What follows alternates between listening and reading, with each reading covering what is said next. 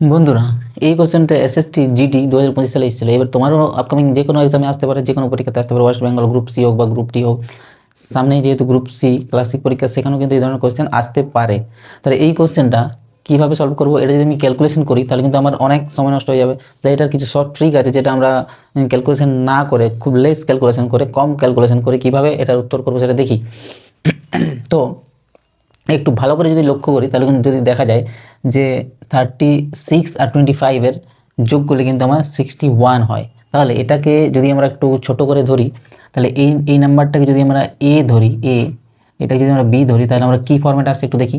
এটা হচ্ছে এ plus b তার হোল স্কোয়ার, এটা minus a square minus b square. এটা একটু ভালো করে লক্ষ্য করলে দেখা যাবে এটা আমার একটা ফর্মুলার মধ্যে চলে আসছে।